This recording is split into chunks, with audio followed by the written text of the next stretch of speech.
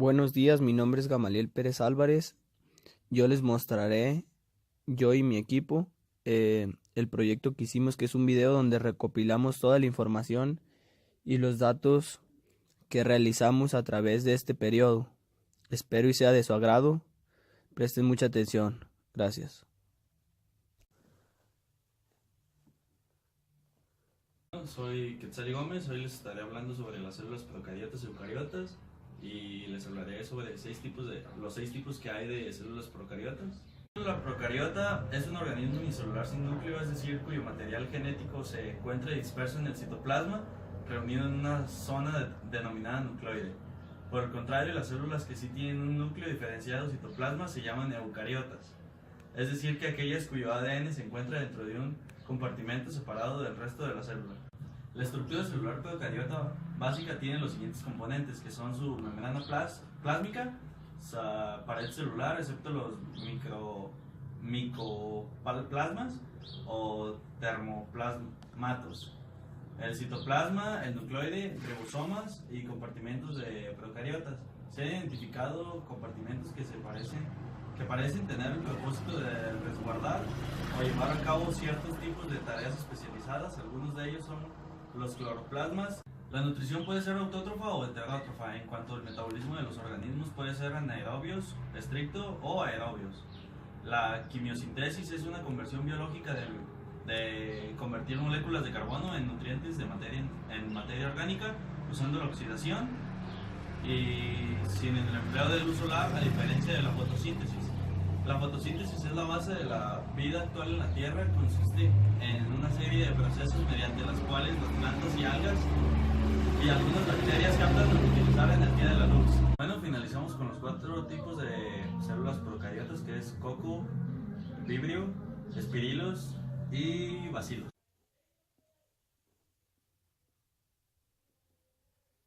Mi nombre es Gamaliel Pérez Álvarez y yo les voy a hablar acerca de los 5 tipos de reino, que es el animal, el vegetal, el fungal y el protista. Y voy a hablar acerca de todas sus estructuras. Algo que quiero mencionar es que todos los seres vivos se conforman por células, que es algo muy importante en su desarrollo y en su metabolismo. Los 5 reinos fueron clasificados por Robert Whittaker.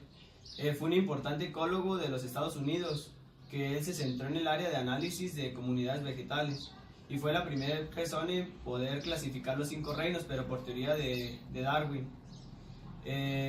Ahorita les voy a hablar sobre sus características fundamentales de cada una de las clasificaciones.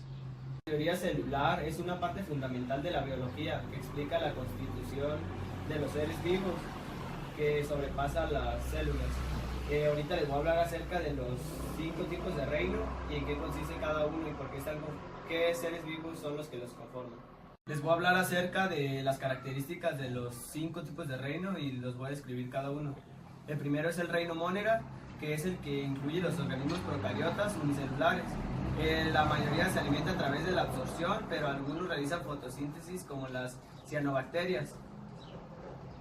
Dentro de este reino se encuentran las arqueobacterias, que son las que viven en ambientes extremos, y las eubacterias, que las podemos encontrar en cualquier ambiente.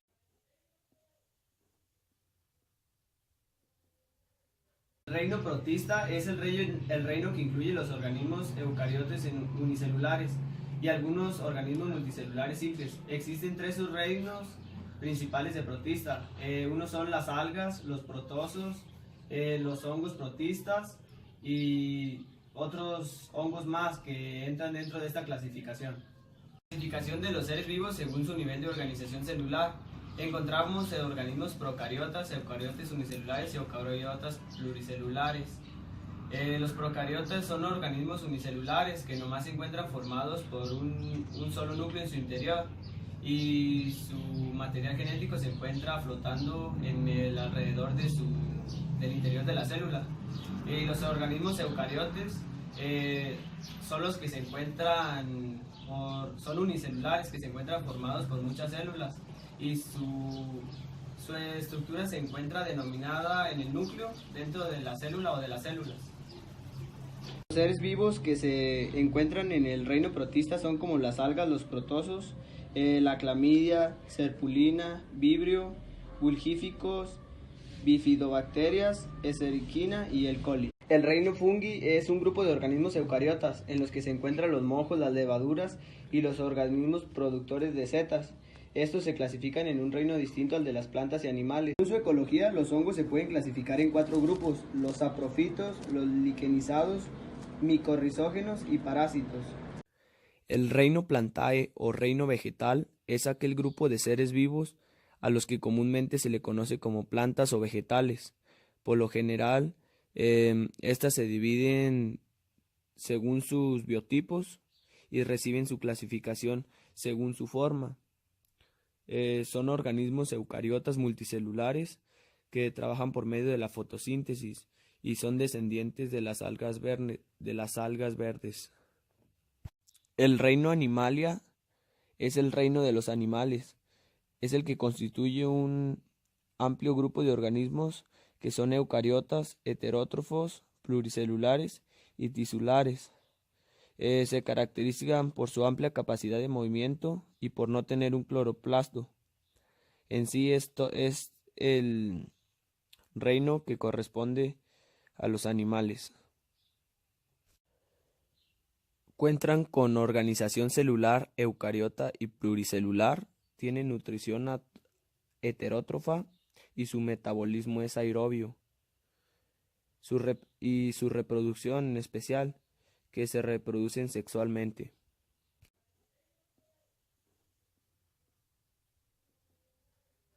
Hola, buenos días. Mi nombre es Gisela Álvarez y yo vengo a hablarles sobre la microscopía, acerca de sus características, qué es el primer microscopio, por cómo se conforma el microscopio. Para empezar, ¿qué es la microscopía? La microscopía son técnicas y métodos destinados para hacer visibles los objetos del estudio dado a su pequeñez, el ojo normal, que es el que enfoca la célula. También hoy en día la tecnología está muy avanzada, que ha creado como distintos utensilios para poder como colaborar el estudio de la célula, y existen dos, que es el microscopio de disección y el microscopio compuesto. La microscopía óptica es la que se basa en el uso de lentes ópticos y de un haz luminoso para generar como las imágenes más claras y así, y este se utiliza como herramienta en el microscopio de luz. La microscopía electrónica, esta es la que hace la observación de muestras en cortes ultrafacteros en un TEM, es el que dirige como los electrones para hacia eso, pudiendo llegar a un objetivo. Gracias al invento del microscopio se descubrió la célula y todos los componentes de ella, que esta es la de la célula que está conformada por muchas cosas, y fue la que se pudo ver gracias al primer microscopio, que fue creado por Zacharias Janssen. El primer microscopio proviene del laboratorio de Duque de Charles y pertenece a un museo de artes y oficios en París. Y este fue inventado en 1590 por James. Hooke fue el que, por medio de las pequeñas celdillas de un corcho, pudo observar las células, así se les denominó. Y ahora les voy a hablar sobre las partes del microscopio. Existen los oculares, que es donde puedes observar la muestra, el revólver portaobjetos, objetivos, plantilla mecánica, condensador, fuente de luz, tubo de observación, estativo, botón de encendido, control de intensidad de luz, perrillas coaxiales de enfoque. Les traigo un dato interesante. Las células solo se puede observar pues por medio del microscopio, y dado a esto se creó como se empezó todo lo de la microscopía óptica, que es muy utilizado hoy en día, y esta va de la mano con la microscopía electrónica. Y esto sería todo. Gracias. Soy Leonardo Yair Anguiano Álvarez y a mí me tocó exponer la historia de la biología celular.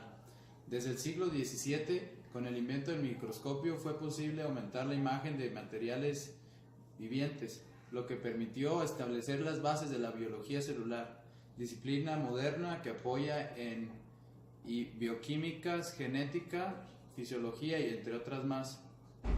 El desarrollo de lo que hoy conocemos como biología celular Es la consecuencia de la evolución de las antiguas disciplinas como la histología y la sociología. La teoría celular es una parte fundamental de la biología que explica la constitución de los seres vivos sobre la base de las células, el papel que éstas tienen en la constitución de la vida y la descripción de las principales características de los seres vivos que habitan en el planeta. Mi nombre es Víctor Manuel Núñez y yo les voy a estar hablando de las biomoléculas. Las biomoléculas son unas moléculas que constituyen a los seres vivos y hay 6 elementos químicos o bioelementos, que es el carbono, hidrógeno, oxígeno, nitrógeno, fósforo y azufre.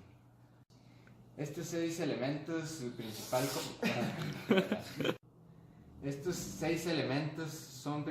componentes es permitir la formación de enlaces covalentes, permitir a los átomos de carbono la posibilidad de formar esqueletos tridimensionales, permiten la formación de enlaces múltiples y permiten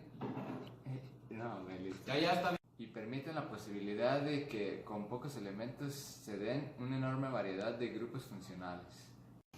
Las biomoléculas se clasifican en dos, en biomoléculas orgánicas y biomoléculas inorgánicas. ¿Cómo te llamas, baby? Desde que te vi supe que eras pa' mí. Dile a tus amigas que andamos ready. Esto lo seguimos.